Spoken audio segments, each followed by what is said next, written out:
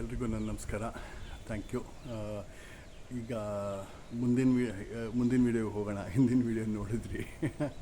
So ಇದರಲ್ಲಿ women support ಮಾಡಲಿಕ್ಕೆ, women ಎಂಟರ್ಪ್ರಿನರ್ಶಿಪ್ಗೆ ಅಥವಾ ಅವ್ರಿಗಾಗಿರ್ತಕ್ಕಂಥ ಒಂದು ಇಂಡಿಫರೆನ್ಸಸ್ನ ತೆಗೆಯೋದಕ್ಕೆ, ಇದೆಲ್ಲದಕ್ಕೂ ನಾನು ಒಂದು ಆ ಟೀಮ್ನಲ್ಲಿ ಸೇರ್ಕೋತಾ ಇದ್ದೀನಿ. ಈ ನಡುವೆ ನನ್ನನ್ನು ಕರೀತಾ ಇದ್ದಾರೆ. ಇನ್ಕ್ಲೂಸಿವ್ ಎಂಟರ್ಪ್ರಿನರ್ಶಿಪ್ ಆಗ್ಬೋದು, ಆಮೇಲೆ ಸೋಷಿಯಲ್ ಎಂಟರ್ಪ್ರಿನರ್ಶಿಪ್ ಆಗ್ಬೋದು, ವಿಮೆನ್ ಎಂಟರ್ಪ್ರಿನರ್ಶಿಪ್ಗೆ ಯಾವ ಥರ ಸಪೋರ್ಟ್ ಮಾಡಬೇಕು, ಹೇಗೆ ಡೆವಲಪ್ ಮಾಡಬೇಕು, ಈ ಮನೇಲಿರ್ತಕ್ಕಂಥವ್ರು ಹೇಗೆ ಅವ್ರು ಸಕ್ಸಸ್ಫುಲ್ಲಾಗಿ ಆಗಬೇಕು, ಇವೆಲ್ಲವನ್ನು.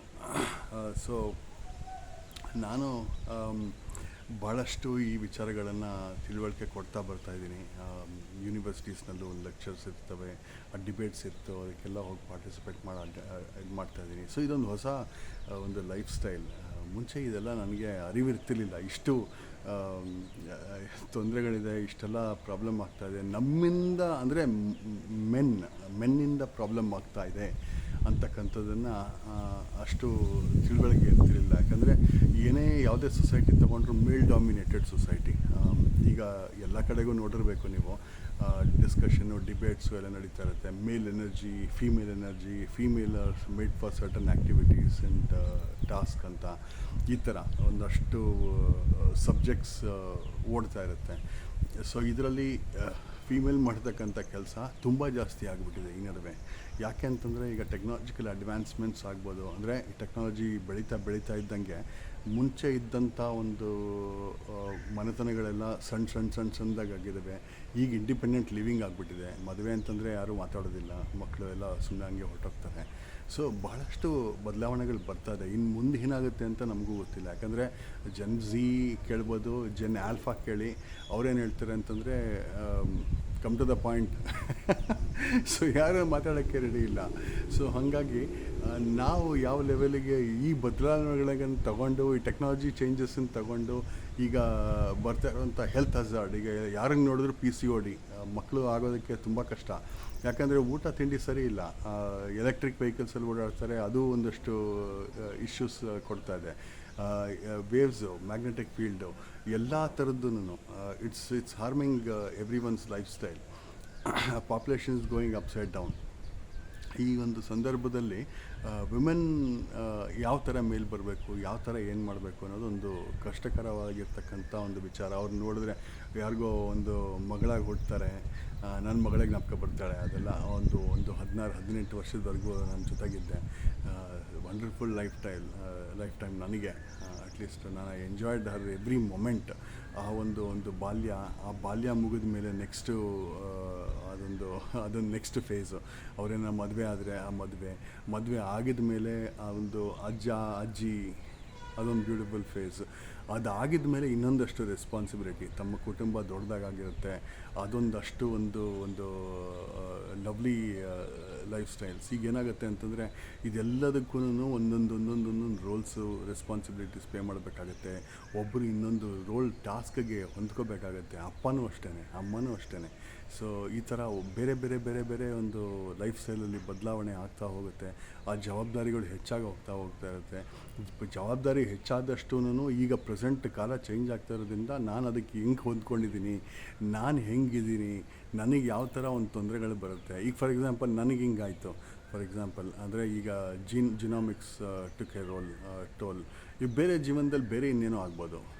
ಸೊ ಈ ವಿಚಾರದಲ್ಲಿ ಹೇಗೆ ಅವರು ತಂದೆ ತಾಯಿಗಳು ಅಡ್ಜಸ್ಟ್ ಮಾಡ್ಕೋತಾರೆ. ಅವ್ರ ಮುಪ್ಪಿನಲ್ಲಿ ಈಗ 80ನೇ ವರ್ಷದಲ್ಲಿದ್ದಾರೆ, 90ನೇ ವರ್ಷದಲ್ಲಿದ್ದಾರೆ. ಈಗ ನನ್ನ ಕೇಸನ್ನು ಅದೇ ಆಗಿದೆ. ಸೊ ಅವ್ರು ಹೆಂಗೆ ತಗೋತಾರೆ ಈ ವಿಚಾರನ, ಹೇಗೆ ಅವರು ಇದನ್ನು ತಗೊಂಡು ನನ್ನ ಕುಟುಂಬ ಹಿಂಗೆ ಆಗೋಯ್ತಲ್ಲ ಅಂತ ಆ ವಯಸ್ಸಿನಲ್ಲಿ ನೊಂದ್ಕೊಳ್ಳೋದಕ್ಕಂಥದ್ದು, ಅಥವಾ ಅವರು ಚೇಂಜ್ ಮಾಡಿಕೊಂಡು ಇಲ್ಲಪ್ಪ ಇದು ಚೇಂಜ್ ಟೈಮು, ನನಗಿನ್ಯಾವುದೂ ಇಲ್ಲ, ನನಗಿನ್ಯಾವುದು ಬೇಡ, I am leaving this planet. So ಈ ವೈರಾಗ್ಯಕ್ಕೆ ಬರ್ತಾರಾ, ಅಥವಾ ಜವಾಬ್ದಾರಿಗಳನ್ನು ನಿಭಾಯಿಸ್ಬೇಕಾಗತ್ತಾ. ನನ್ನ ಮಗು ಕಷ್ಟಪಡ್ತಾರೆ, ಈ ವಯಸ್ಸಿನಲ್ಲೂ ನಾನು ಕೆಲಸ ಮಾಡಬೇಕು ಅಂತ ನನ್ನ ಇದೆಯಾ.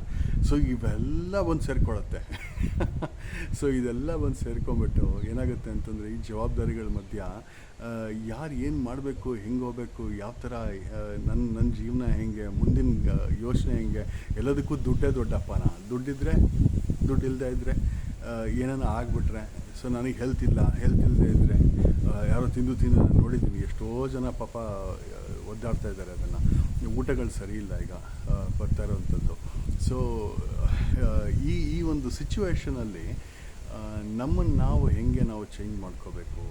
ಇಂಥದ್ದೊಂದು ತುಂಬ ಇಂಪಾರ್ಟೆಂಟ್ ಟಾಸ್ಕ್ ಆಗುತ್ತೆ. ಇದರಲ್ಲಿ ರೋಲ್ ಪ್ಲೇ ಬೇರೆ, ಫೆಮಿನಿಟಿ, ಮ್ಯಾಸ್ಕ್ಯುಲಿನಿಟಿ, ಈ ಜೆಂಡರು, ಅದು ಇದು ಒಂಥರ ಗೊಂದಲ ಆಗ್ಬಿಟ್ಟಿದೆ. ಎಲ್ಲಿ ಏನು ಬರಬೇಕು ಅಂತಲೇ ಗೊತ್ತಾಗ್ತಲ್ಲ, ಎಲ್ಲ it is flying all around.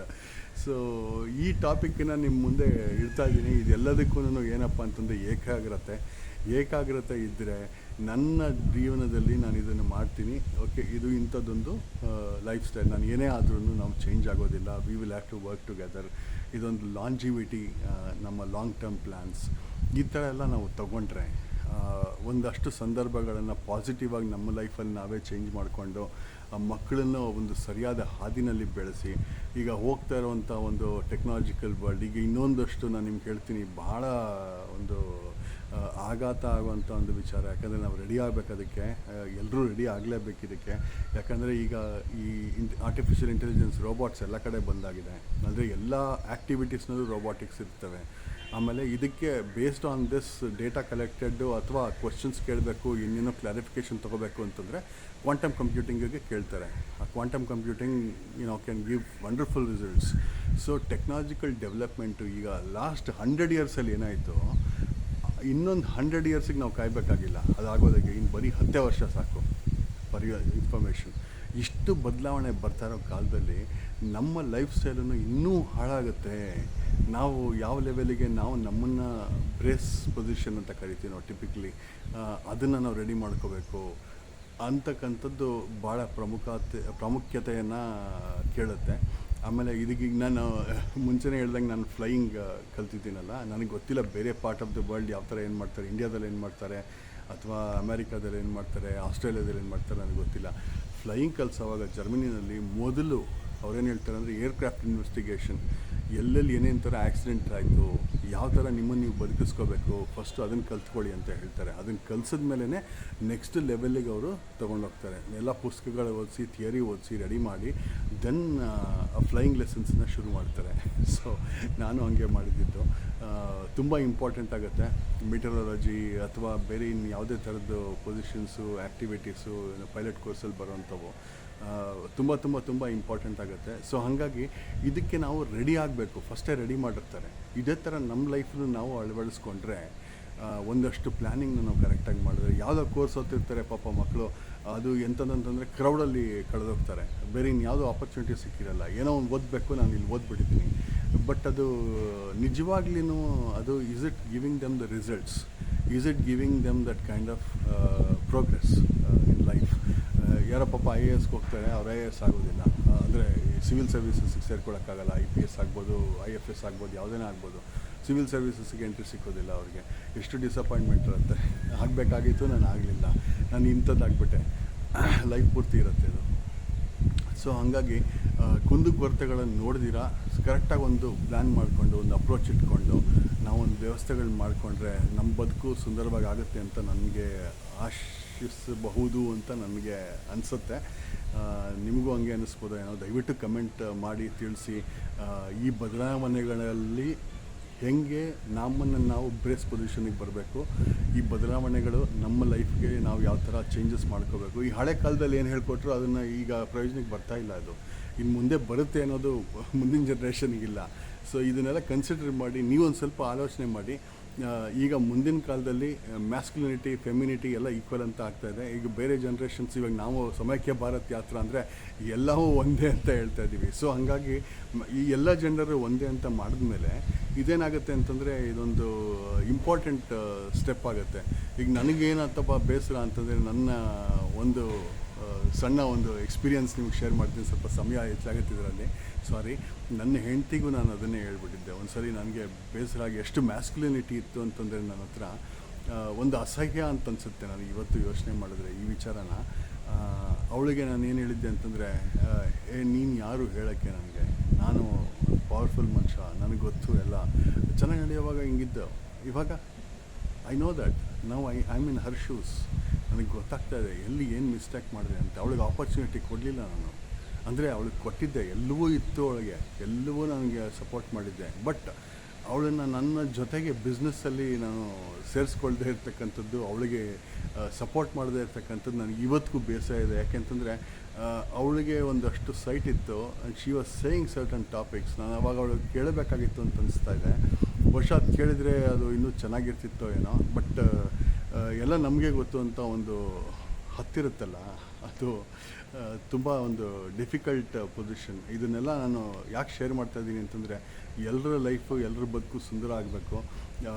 ಈ ಒಂದು ದುರಹಂಕಾರದ ಜೀವನ, ಈ ಒಂದು ಗಮ್ಮತ್ತಿನ ಜೀವನ, ಯಾವುದೋ ಒಂದು ದೊಡ್ಡ ಕಾರು, ನನ್ನ ಹತ್ರ ಇಷ್ಟಿದೆ ಅಷ್ಟಿದೆ, ಕಳಿಸೋ ಅವ್ರನ್ನ ಕಡೆಗೆ, ಇದು ಬೇಕಾ? ಸೊ ಇದನ್ನೆಲ್ಲ ನೋಡಿ ನೋಡಿ ಸಾಕಾಗ್ಬಿಟ್ಟಿದೆ ಈ ಜೀವನದಲ್ಲಿ. ಈಗ ನಾನೇ ಮಾಡಿದ್ದು ಬೇರೆಯವ್ರು ನನಗೆ ಮಾಡಿದಾಗ ತಗೊಳಕ್ಕಾಗಲ್ಲ. ಬಟ್ ಗೊತ್ತಾಗ್ತಾ ಇದೆ ನನಗೆ ನನ್ನ ಮಿಸ್ಟೇಕ್ ಆಗಿತ್ತು. ಈಗ ನಮ್ಮ ಕಾಲದಲ್ಲಿ ನಾವು ಹೆಂಗೆ ಚೇಂಜ್ ಮಾಡ್ಕೊತ ಹೋಗಬೇಕು. ಇವತ್ತಿನ ದಿನ ನಾನು ಯಾವುದೂ ಬೇಡ ಅಂಥೇಳಿ ಬಿಟ್ಬಿಟ್ಟು ಬಂದಾಗ ನಮ್ಮ ಜೀವನನೇ ಬೇರೆ. ಸೊ ಹಾಗೆ. ಸೊ ದಯವಿಟ್ಟು ಕನ್ವೆಂಟ್ ಮಾಡಿ ತಿಳಿಸಿ, ತಮ್ಮ ಅಭಿಪ್ರಾಯಗಳ ಇನ್ನೊಂದಷ್ಟು ಪೋರ್ ಮಾಡಲಿ. ನೀವು ಯಾವ ಥರ ಯೋಚನೆ ಮಾಡ್ತಾಯಿದ್ದೀರಿ, ಯಾವ ಥರ ವರ್ಲ್ಡ್ ಚೇಂಜ್ ಆಗ್ತಾಯಿದೆ, ನೀವು ಹೆಂಗೆ ರೆಡಿ ಆಗ್ತಾಯಿದ್ದೀರಿ ಅಂತ ಅನ್ನೋದನ್ನು ತಿಳಿಸಿ. ಈ ಜೆಂಡರ್ ನ್ಯೂಟ್ರಾಲಿಟಿ ನಾವೇನು ಮಾತಾಡ್ತಾಯಿದ್ದೀವಿ, ಎಲ್ಲರೂ ಸಮೈಕ್ಯ ಹೆಂಗೆ ಮಾಡಬೇಕು ಅನ್ನೋದನ್ನು ತಿಳಿಸಿ. ಧನ್ಯವಾದಗಳು. Thank you.